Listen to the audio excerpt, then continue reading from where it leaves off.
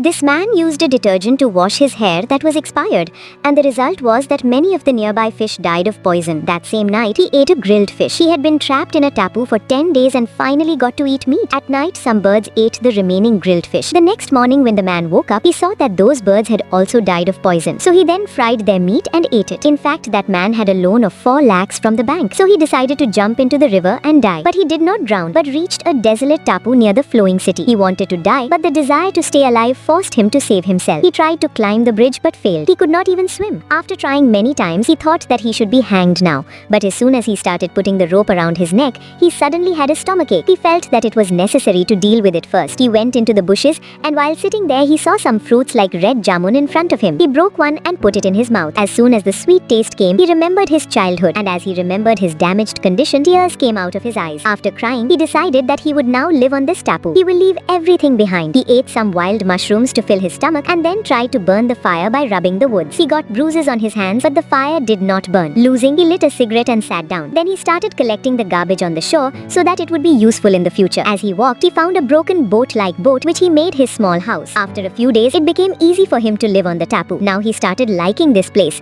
Whenever a cruise passed by, it would hide so that no one would see it. One day, he found an empty packet of fried noodles with soya sauce in which the spice sachet was still closed.